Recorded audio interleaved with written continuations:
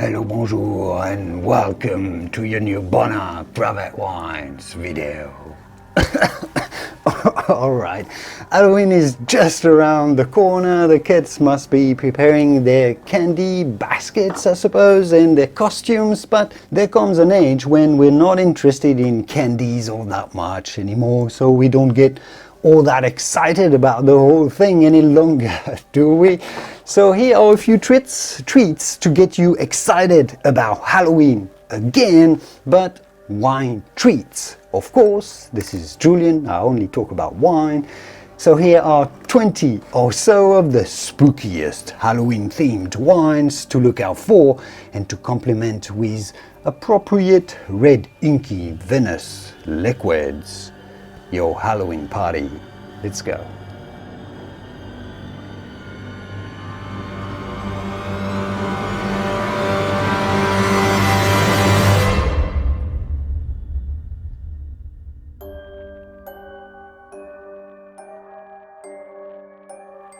I would keep the mask on for the video, but it's impossible to breathe and talk properly with it on.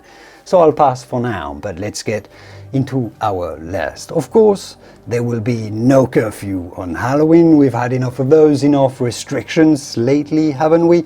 So this no curfew blend of Zinfandel with a bit of Petit Syrah from California will send straight away at the party's opening the right signal, a positive message to your guests that this will be an immortal and immemorial night. A night perhaps to succumb to the 7 Deadly Zens by Michael David Winery, also from California, or indulge into Sin Zen from Alexander Valley Vineyards. And the party will start with, of course, the witching hour, when the day starts fading away, getting dark, monsters and zombies start coming out of the wood.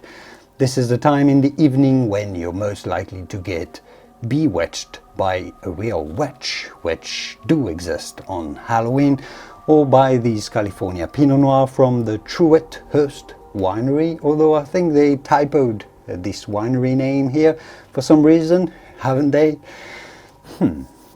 Bewitched you might get, or spellbound. Yes, there's a producer called Spellbound that makes an entire range of wines, Petit Syrah, Pinot Noir, Cabernet or Chardonnay, so it's easy to get charmed.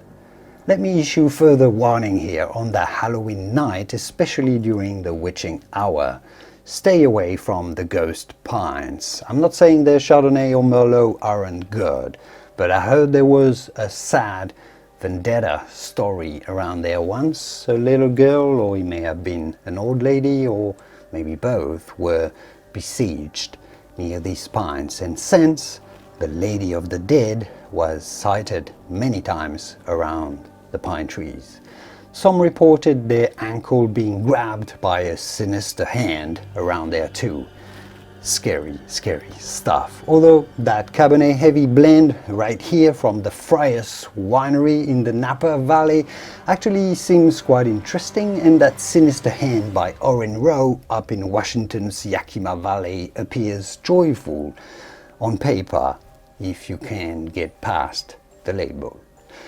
There's all kind of monsters and psychos out there that particular day. There's the Velvet Devil, although that doesn't sound too menacing a name, but it certainly is a cool name for a Merlot by Charles Smith.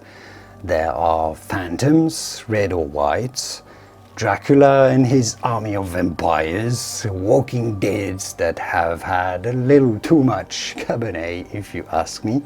Now this might be a rosé, but this China Doll label is the one that spooks me the most, I think, by Oren Swift, although this California blend of Syrah and Pinot Noir, it sounds really tasty for a rosé. What else have we got out there tonight? If you want to distract vampires with a glass of something and then escape in the meantime while they're enjoying it, there's this Bat's Blood Merlot out of Romania, out of all places, Transylvania, I suppose. And it actually comes in that coffin, or perhaps this Bloody Red by Fat Bastard, or True Blood, also by Vampire Cellars, or, and really as your last resource, try and poison any monster that knocks at your door with this Zinfandel by Armida Winery. Now, if none of this works, then I guess that night will just have to be an inferno for you. And this is a red blend at nearly 16% alcohol, aged for 2 months in whiskey barrels. This must really hurt. And here you go, some of the spookiest wines here for Halloween that I could find, that I could think of. Wineries don't lack inspiration and creativity with their labels and names, do they? If only that, I hope I've demonstrated and illustrated the creativity of wine producers in terms of packaging, marketing, and else.